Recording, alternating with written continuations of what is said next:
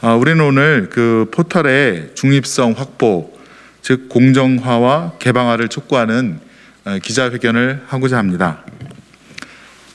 그럼 진행하겠습니다. 포털이 최상위 포식자가 되어 언론 생태계를 망치고 있습니다. 언론의 미래는 언제쯤 밝아질까요?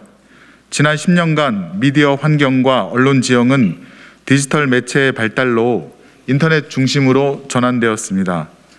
그 중에서도 현재 뉴스 소비의 80%는 포털에서 이루어지고 있어 사실상 뉴스가 포털에 종속되었다고 볼 수 있습니다. 그만큼 포털의 영향력은 커져 언론사를 뛰어넘는 절대갑의 위치가 되었습니다.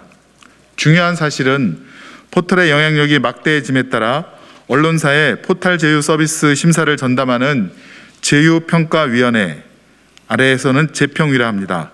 재평위도 덩달아 갑이 되었다는 것입니다. 최근 재평위는 연합뉴스의 기사형 광고를 문제 삼아 1년간 포털 퇴출 조치를 내렸습니다. 포털사인 네이버와 다음은 이를 수용해 연합뉴스의 계약 해지를 통보했습니다.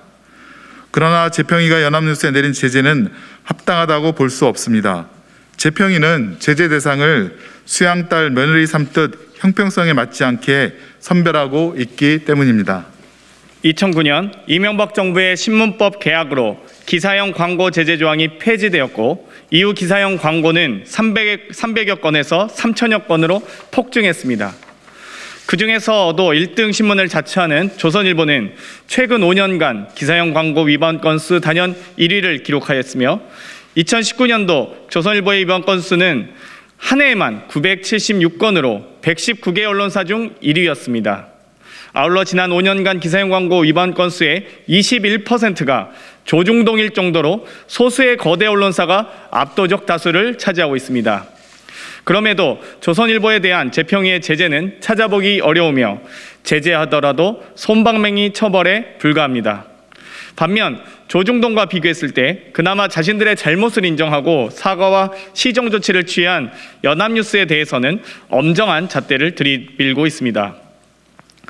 이로 인해 포털의 제재 대상 기준이 형평성에 어긋난다는 생각을 지울 수가 없습니다.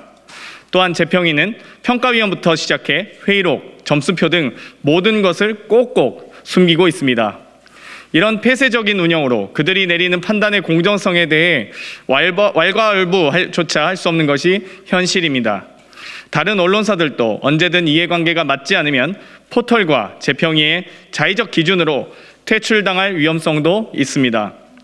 마치 편집국처럼 언론 기사를 취급하는 그들의 갑질을 보면 가히 언론 생태계의 최상위 포식자라고 일컬을 수 있습니다.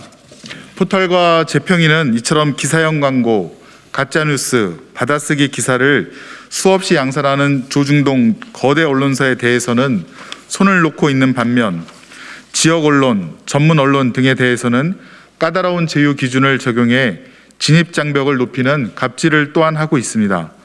언론 사용자 단체, 현업단체의 추천으로 구성된 평가위원들이 카르텔을 형성해 지역 언론, 전문 언론, 중소 언론의 진입을 막고 있는 것은 아닌지 확인해야 합니다.